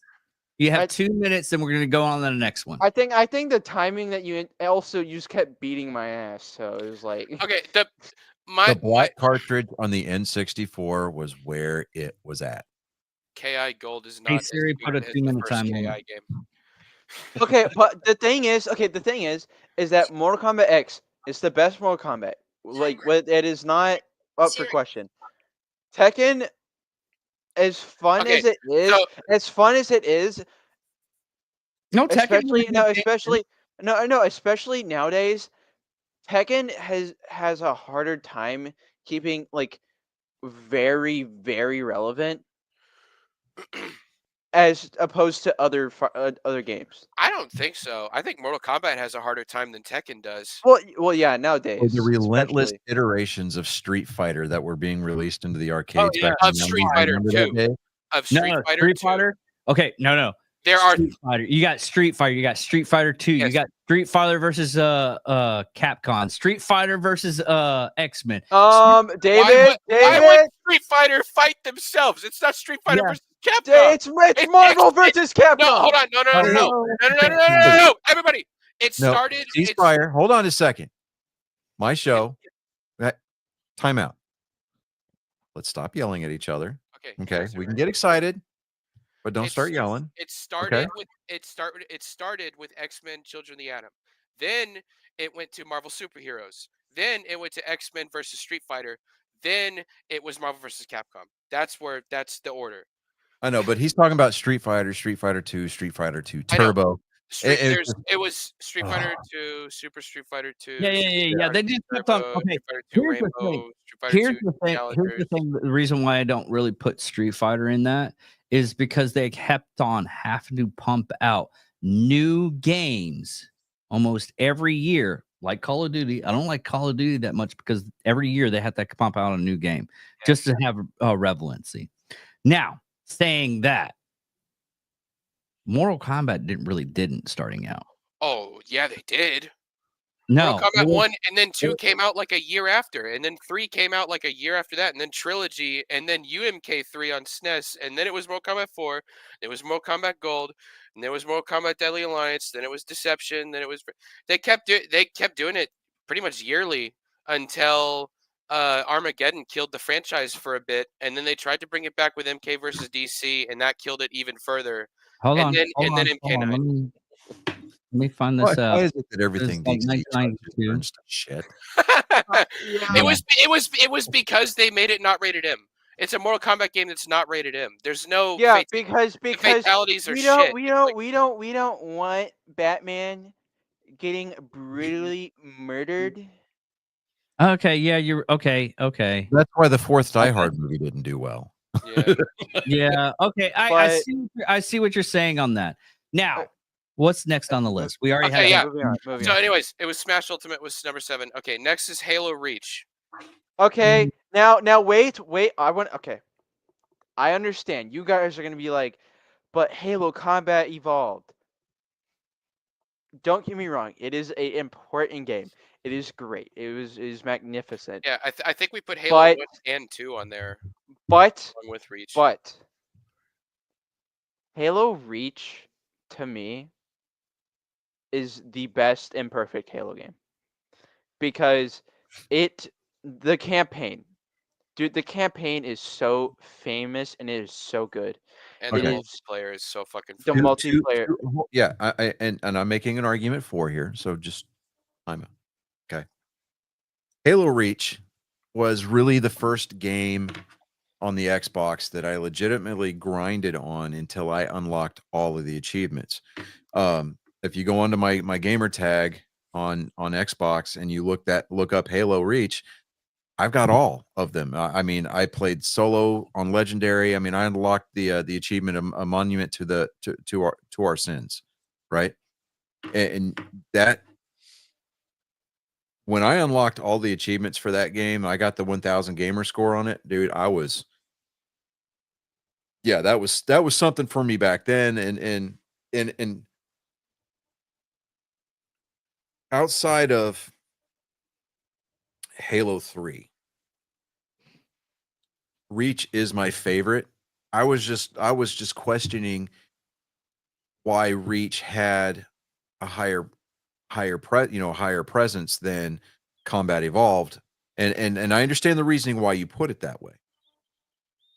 I was just looking at it from the standpoint of innovativeness and just the way that, I mean, you look at the way that athletes are elected or inducted into their halls, respective halls of fame. Okay, because they had to be innovators in the sport and they had to be ambassadors for that sport after the game, on and off the field type situation, where you look at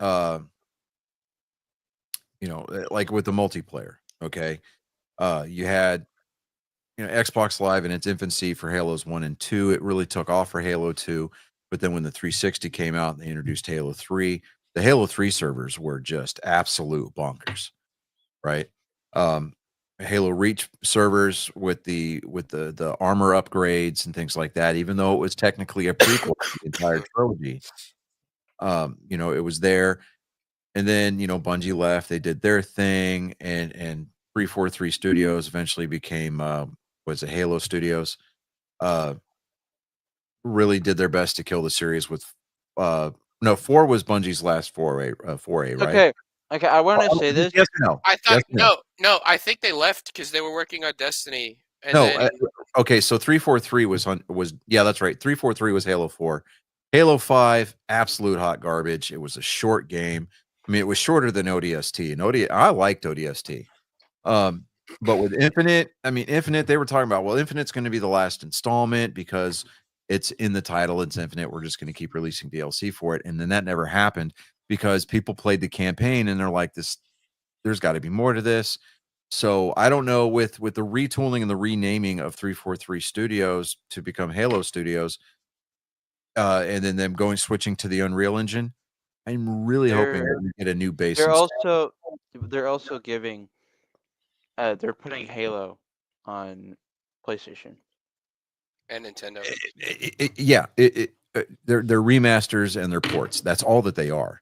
I'm talking about a new release, a new story, new story arc, or continuation of something concerning Master Chief. The only way I only see that happening if because I feel like Microsoft is afraid to do something with Halo because they don't want to put out another thing that's gonna be middling again. Well, so the only why they need to take a step outside their comfort zone and not release something that's broken on day one that requires 100 gig update. That's why I'm saying the best scenario is if Bungie came back.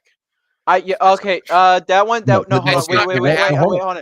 One of the lead developers from Bungie left Bungie and went back to Microsoft. I want to say this. Okay, so here's why Bungie would not be a good idea. Bungie, not Halo, Destiny 2 at this point is so shit. Yeah, it's incredible how bad it is. There's no joke. Recently, they just killed another fan favorite character again. Well, my thing is that they keep releasing fucking $60 expansions. No, not even that. Because if you want, if you want actual crap, and I don't even know if this is base version anymore, but I'm pretty sure base version now for each DLC is over $100. It's a fucking pay to win game. That's what. Because it was even more incredible because they shut down one of the DLCs. Okay, you got a minute on that, and we're gonna go to the next one. All right.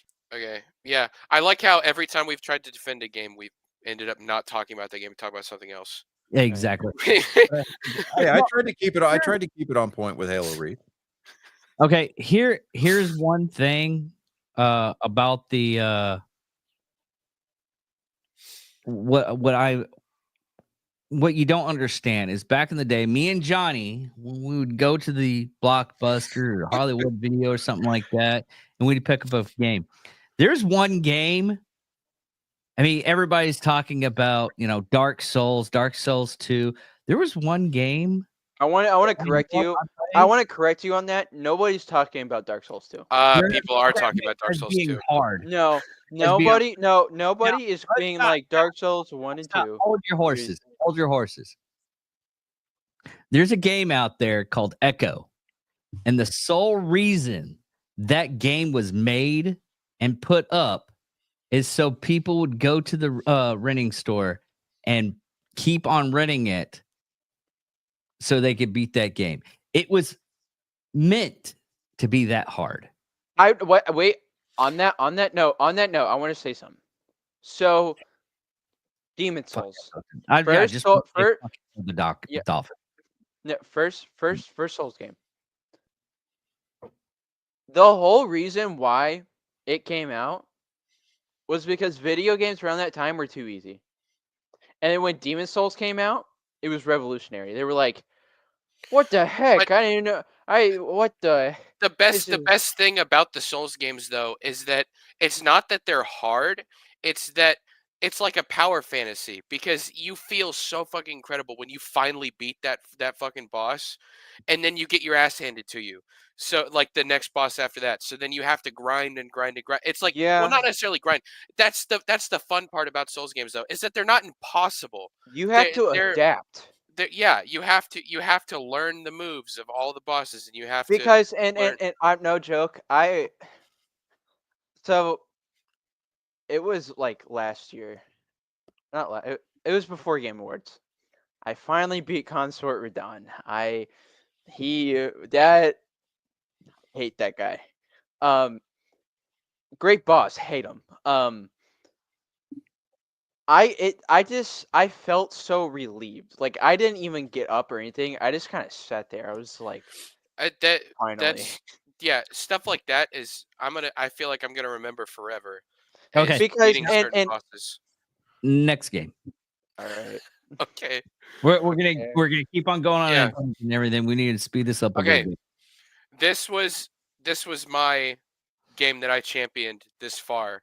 I was like, this game has to be I my kept top. attacking it. I kept attacking. Super Metroid is, in my opinion, it is the greatest game ever made. But I know, This one I will defend you on this one because it was. but I know Colin does not agree with me, and our brother Sammy, who also did this with us. Okay, and I he did not will agree with give me you this. either. I will give you this. I haven't played the game. Play the game and you'll sing a new tune. There It are is- so it many is so games. good. There are so many games that come out now that wouldn't exist without Super Metroid. And this is the only time in which I'm like, this argument is valid because Super Metroid is such a revolutionary video game. When it came out, there was no games like it. The first two Metroid games, as amazing as they are nothing like Super Metroid. It is a revolutionary, groundbreaking. The stuff that it did with the system, it pushes the Super Nintendo to its limits. Like it is such an impressive game to me. The fact that they made that thing within like a year and a half, they made this game, and nowadays it's not as impressive as some other games that come out now, but the fact that it existed in a time where it did, where games still were mostly based on scores and like putting chords in the arcade machines and everything. When that game came out, it was like, holy shit! If I don't have Super Metroid, I'm a fucking loser. That's what Well, that, it's that also like. the fact that it was, in my opinion, it was probably one of the first ones to do world building. Yeah, I mean, world building games take so much. I will. Okay, so again, I haven't played the game, but play. Okay. If you have not played that game, that's one of the ones I don't know. You can find a way to play it. I You can don't probably know. do it on Switch. I don't know if my And I don't you know if my cannot PlayStation. defend or trash it until you play it. I know. I just don't. I don't know if my PlayStation Online's still active or not. It's not a PlayStation game. Not PlayStation, Nintendo Online. Oh. Sorry. But yeah, I will stand by that game forever. The first time I played it, I was just like, holy shit. I cannot imagine being a kid in the 90s booting up that game for the first time and playing that on the TV. Like that must have been such a legendary experience, and I wish I could have had that, but I didn't. But I still had such an amazing time playing that game. I understand, because there are some games where I will die on a hill defending this game, but yeah. That's why I was like, I gave up, and I was like, okay, I will stop. We can put Super Metroid at number 5, and then the rest can be. And then you were like, thank you. Oh my god. Okay, but no, what the game that really pissed me off that I got so far, and I'm thinking about playing, was Undertale. I don't like how far that stupid game got. The reason that I was saying that game had to stay for a while was because of how big of an impact it made on the internet when it came out. I know, and it was so stupid. I'm like, Also, this is also, it's so literally one of dumb. Sammy's favorite games of all time. So I was like, and he wasn't going to defend it because he's afraid of confrontation. So I was like, I have to defend this for him. Okay, but I'm at least the one thing I'm happy about is that Portal 2 got higher than that. I'm Yeah, Portal so 2 did. happy. Yeah. And I agree with that one because Portal 2 is a better game, but it didn't Portal, make top 10. I feel like Portal 2 should have gotten a lot further than it did. Okay. Next game, Final Fantasy VII, the original, not the remake. This game, revolutionary. It is just. It really is. Here's the thing. Here's the thing. When I first played it, awesome. But with the new mechanics, I love that. I mean, remake. I love the new mechanic. I don't like. Yeah. I don't know. Hear me out. Hear me out. Oh no, it's not for everybody. I don't like the stop play part of the game. My argument for Final Fantasy VII is how big, not necessarily big as in it blew up, which it did blow up, but big as in the size of the actual game. It's 3 discs. Yeah, like, that thing was massive. Yeah, and then there's a part of the game where it's like, oh, I beat the game. Yeah, that's what I'm saying. You literally you have the entire world. Yeah, you beat Shinra. You beat them. You beat the heads, and then you're like, oh, this must be the end of the game. And then you leave Midgar, and then you still have the entire world to go through. And then it's like it just lets you do you have the actual planet. Like it's just the actual planet. That's what I really like about that. Here's my opinion, and I know this is kind of a hot take because people be glazing this game. I enjoy playing Final Fantasy Remake over Rebirth. I think Remake is more fun to play. So I have no argument on this because I have not played Rebirth yet. I feel like the mechanics and the gameplay smoothness and the overall experience of playing the remake is I will agree. good. My first time playing the remake, I was in awe like the whole time. I was like, this is one of the most amazing games I've ever played, but it did not ever quite reach the original for me. And it's like, especially the remake when it got announced, there were so many people where it was just like, oh my god. Yeah, and then it didn't come out for 5 years. Yeah. It got announced and then we didn't get any news on it for 3 or 4 years, and then we finally got something. Cough cough, Hollow Knight Silk Song. So, yeah. Okay, next up. Yeah, okay. Number 3. Number 3. Metal Gear Solid Rising Revengeance. Is okay, and I want to clarify this. Jake, he's played all the Metal Gear games. Me, I've played a few of them. Yeah. To me, this is the best, and it's funny because it's the non-stealth game. This is the best Metal Gear game. So, dude, the lore, the music, and just the overall amount of fun that you have while playing this game is insane. So I had wrote. I don't think I wrote Rising Revengeance at first. I think somebody else did, but I had wrote Metal Gear Solid 1 and Metal Gear Solid 3. I think 3 is the best of the series, probably of the stealth games. How about that? Of the stealth games, I think 3 is the best one. The story, the combat, the way that the game feels to play, the way that the game looks, that is one of the most pretty PS2 games ever.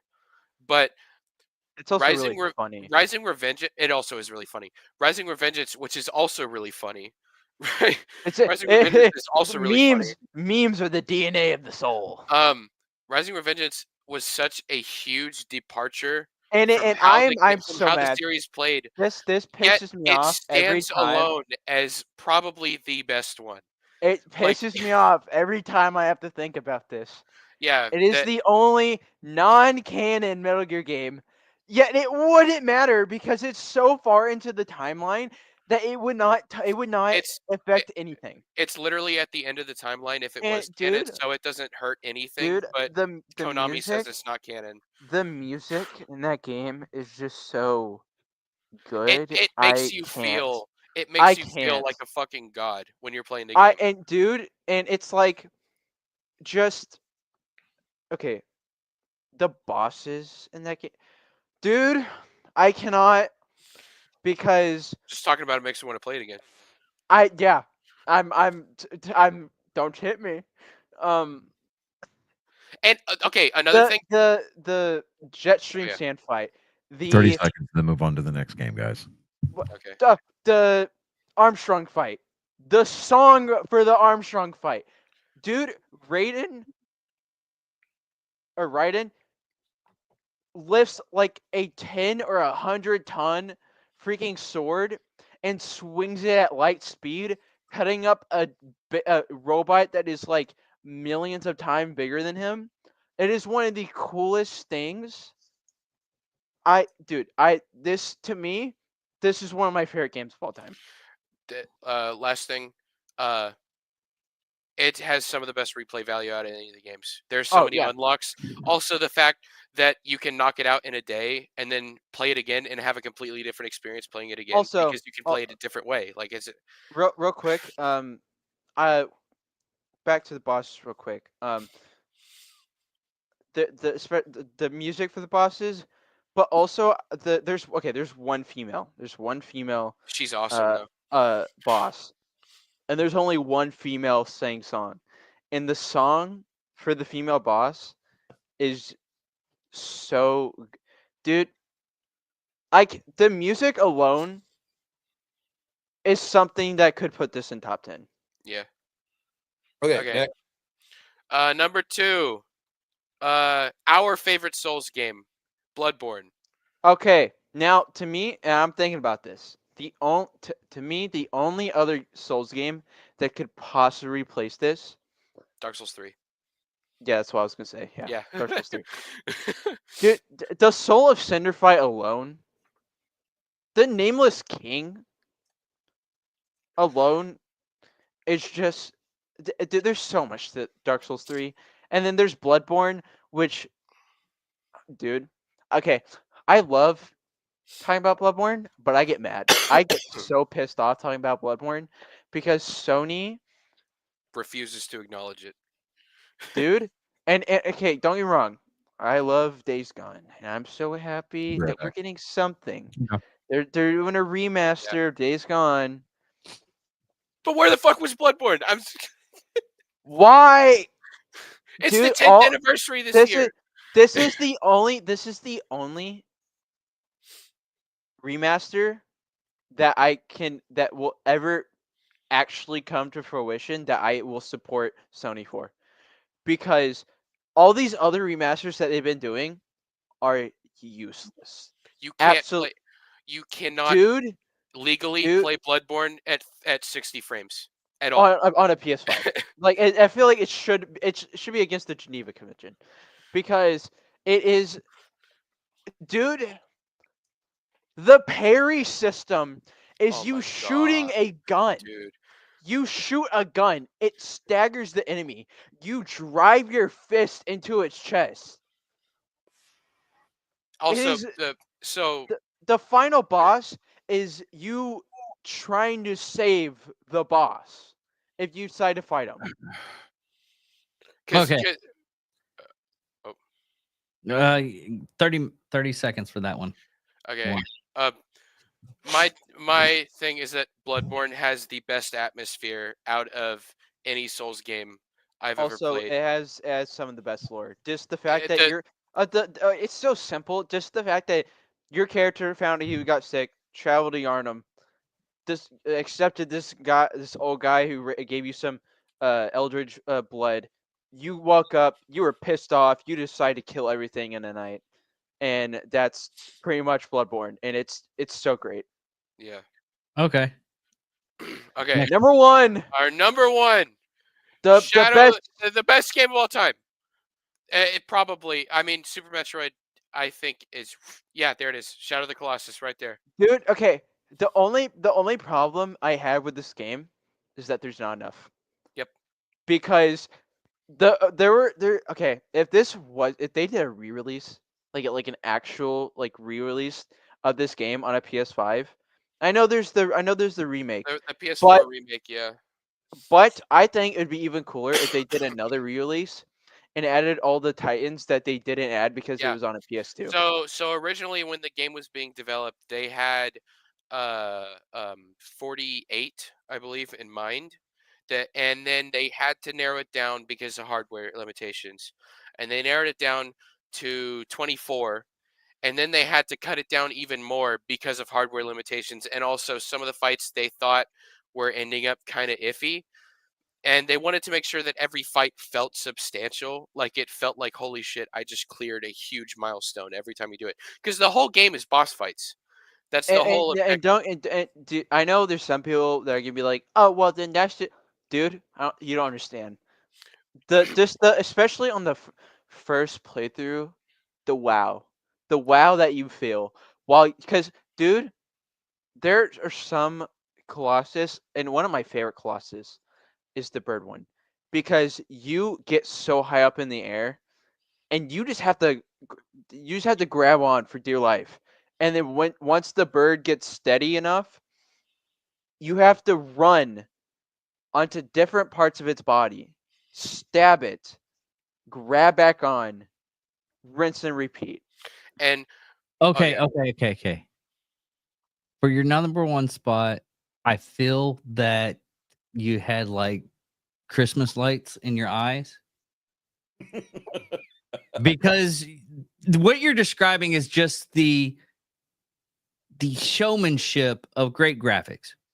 No, it's not the no, graphics. the graphics are one of the kind best of terrible games I have ever played, and I'm so weirded out that it never made it on this list. Fable. No. Fable, listen to me. Fable Fable doesn't have enough. Fable does not have enough to make top 10. Here's why.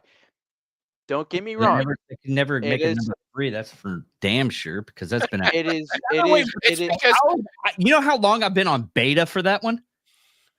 It's because the dude fucking he tried to do a Kickstarter to do a new black and white game, and then it didn't make it. So he just gave up on don't making get me video wrong. games. Fable is a great game, but it's so limited. What are you talking about limited? You can have a wife, make a kid. You can have a wife, make a kid, and you can play as the kid.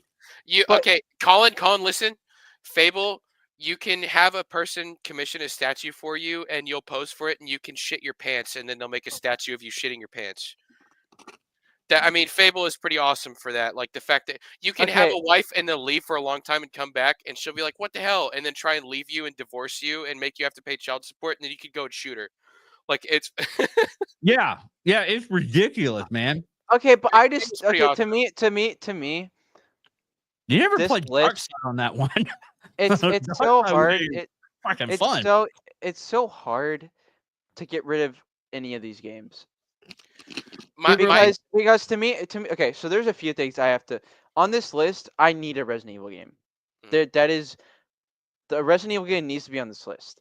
I need a Souls game too. Souls game, obviously. Shadow of Colossus, though, I will not budge. It is. Don't get me wrong, Bloodborne and Shadow of Colossus actively just cutting each other. It's there. That's how close this was. But here's the thing.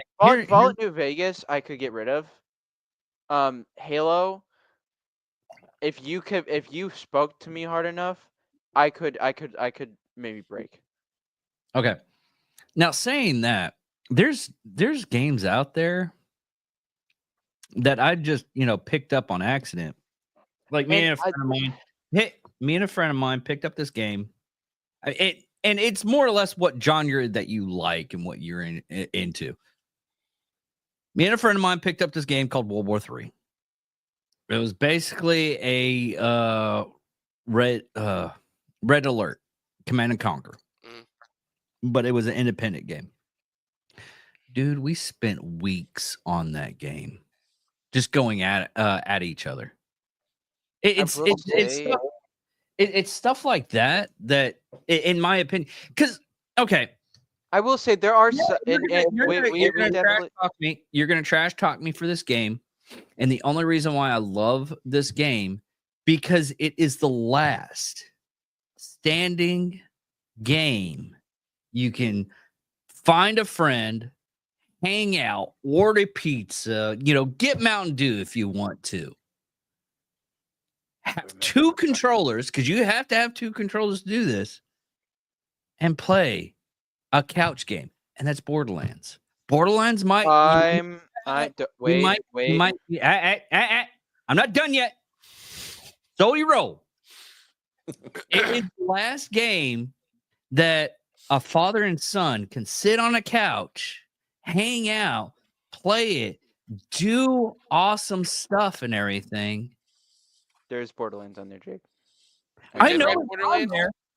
I wrote down. Hey, look, Jake, David. I will tell you. I did write down a Borderlands game. I wrote down Borderlands 2. I think my problem is that they had so much DLC on there. Well, Borderlands 2 is the best one. Me personally, hands down. Because Borderlands 2 is the best on Borderlands 3. And I'm excited. I'm excited for Borderlands 4. It looks sick. I think for me, the thing that kills Borderlands for me is that I'm just not a big fan of looter shooters. I'm just not really a big looter shooter guy. To me, the rarities don't really mean anything to me. My problem with Borderlands isn't really a problem with the IP. It's the co-op, right? For like Borderlands 1. I was one achievement away from getting all of the achievements, right? I unlocked the base 1,000 for the game, and then all the DLC. Fort Knox's Armory, the guy that I was co-oping with glitched himself through the floor and stopped the timer in the because you had like so many minutes, like a minute or two to go in and grab as much as you could and get out before you were locked in. The second that he glitched through the floor, the door shut, time stopped. And the way that Xbox Live works is that if you use cheat codes on a game, you don't unlock achievements for it anymore, like ever. So I'm like, oh, I was so pissed because I got out. My timer was still running, so I got out, and I'm standing out there, and I'm fighting General Knox, right, in the big red mech suit that he had. Yeah. I beat him, and I'm like, hell yeah. Why didn't my achievement pop? He goes, oh, I glitched through the floor. You didn't see me? I was like, dude. He goes, no, man, just go back and reload it. And I was like, it won't let me go back and reload it because it auto-saved. And he's like, oh, man, I'm so sorry. I was so pissed. Like, to this day, I still have not picked up the original Borderlands and gone back in to try to play back through it, specifically for that reason. I feel like there's just so many. I just feel like Borderlands as a game couldn't make top 10. I'm sorry. I'm sorry. The whole reason why, like I said, I feel like Borderlands is a fun game. It's on my top 10 that I'll always pick up a Borderlands game. One, it has Borderlands 2 was like very well written because there's a lot of stuff that it's fucking hilarious. It has that comedy. Tiny Tina is probably one of the best, if not the best character in the entire game. Claptrap? No, Tiny Tina. Oh, Tiny Tina. Yeah. And it pisses me off in the movie how they portrayed her. I never watched it, so I refused to watch that movie. I refused. Anyways, you cannot put Kevin Hart in a Borderlands movie. Getting it back to the topic is the fact that it is a couch game. Okay, but there's so many couch games that are better. We had Smash Ultimate up here. I mean, play a game where you're both sitting on the couch. You're both contributing. They used to have those games. There's several of them. It takes two. It takes literally every game that's being released by those guys. It takes two. It takes two. They're making a new game that comes out this year. How many of the times have you played that with A Way Out? No. how many games have you played without that? Both sit down and you both look at each other going, okay, we got to go through here. Okay, yeah. You're doing tactics. It's so Literally the entire franchise of Halo that I played with my dad. Or Okay, if you're playing a Souls game in multiplayer, you can. And dude, Souls Right, game to and be more multiplayer is much. specific, David, You're David, recent. to be more specific as far as like what Colin said about the whole entire Halo franchise. Yes, you can run a gun and you can do whatever. I forced Colin to pie corners and clear rooms and yell frag out whenever he would toss something because friendly fire is a thing in that game. So I had to teach Colin how to do that stuff. Yeah. Yeah, and then but for the first few parts, I just went in to a room and then instantly got shot by every enemy, and then I was dead. Speaking of couch games, I would like to put my heart out to all of the fighting games that I put up Okay, here. I want to formally Put your heart out to apologize. everybody. Yeah. I would like to formally apologize. I did not realize until after this list was done that there were no fighting games on there, and then I had afterwards wrote I was like, so many, and okay, he don't as knocked off much as all of them. as much as I like all the fighting games that we put on there, the one that I've enjoyed the most playing is Dragon Ball Fighters. That's just me. That's just me. To me, no, listen to me. Hold on, wait. To me, I know it's not the best, but the amount of fun I've had playing Dragon Ball I've Fighters, probably had the most because fun playing that game with you guys. the animation and just I love how unique each character is, and Bandai and Arc System Works better pull their heads out of their asses and work together, because I need a Fighters 2. I need it, dude. Or One Piece. I would take a Fighters 2 before One Piece. Okay. One Piece fighting game. Because don't get me wrong, One Piece fighting game would be awesome. Freaking Gear 5, dude. Anyways. But you know what I love about video game conversations and top 10 lists and things like that is that it's endlessly debatable. Okay. Yeah, that's okay. But as we said, there were some games we forgot to just write down. And that will always be the case. There are some games that we have never played that probably some people think are the best games ever made that I wrote down, for instance, wrote them.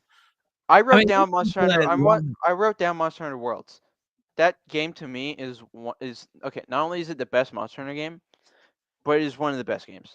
Because my personal top 10 would probably look wildly different from this one, but this is a collection of, well, mostly mine and Colin's, because Sammy backed down on literally every single game that he wrote.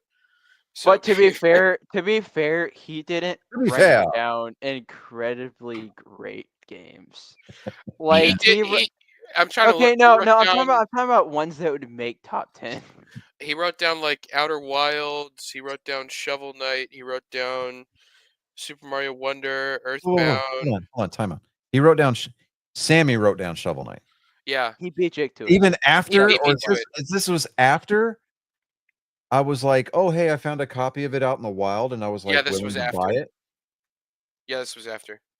Okay, we're at the 2-minute mark. We gotta close it off in a minute so we can get our freaking clips in, so we can get views. Blah blah blah. All right, guys, keep it going. But yeah, just land the plane. Yeah, we're gonna land this plane. Thank you all for listening. Thank you all for watching. I'm David Dicker. I'm Johnny Skelton. He pressed his mute button. Your mute button. What was that, Bill? You know what? We have like 30 seconds. I'm not muted. Colin, say your name. I'm Colin. Okay.